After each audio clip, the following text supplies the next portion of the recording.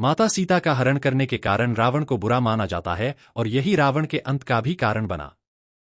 लेकिन रावण जब मृत्युशैया पर था, तब उसने लक्ष्मण को जीवन से जुड़े कुछ खास उपदेश दिए थे। रावण भले ही बहुत ताकतवर था, लेकिन माता सीता का छलपूर्वक हरण करने और उन्हें बंदी बनाकर रखने के अपराध के कारण ही उसका अंत भगवान राम द्वारा किया गया। लेकिन भगवान राम भी यह मानते थे कि रावण के जैसा महाज्ञानी और विद्वान संसार में कोई नहीं। इसलिए तो उन्होंने लक्ष्मण को रावण से ज्ञान प्राप्त करने का आदेश दिया।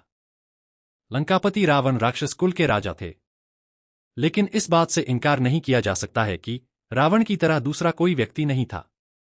लंकाधिपति दशानन रावण बलशाली, महापराक्रमी योद्धा, परम शिव भक्त, वेदों के ज्ञाता और महापंडित थे। इन गुणों के बावजूद भी रावण को माता सीता के हरण की सजा मिली और भगवान राम के हाथों उसका अंत हुआ।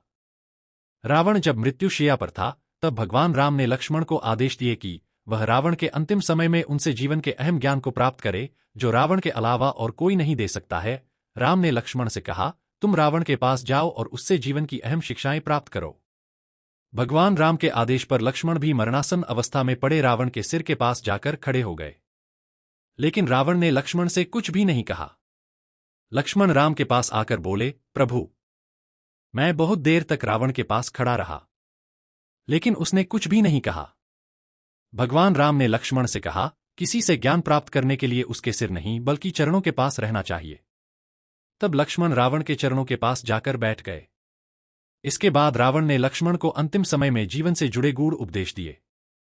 रावण द्वारा बताई इन बातों का महत्व आज भी है और हर किसी को इसे जरूर जानना चाहिए।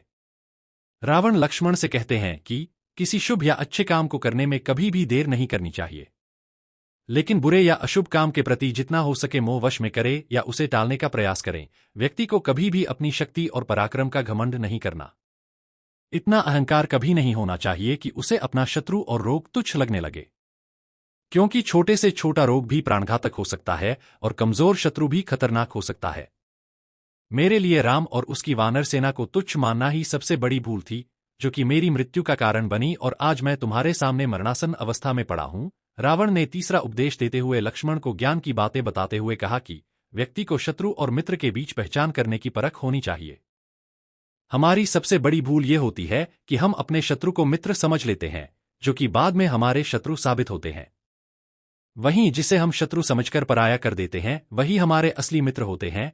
रावण ने लक्ष्मण को ज्ञान देते हुए कहा कि अपने जीवन के गुप्त रहस्यों कभी किसी को भी नहीं बताना चाहिए।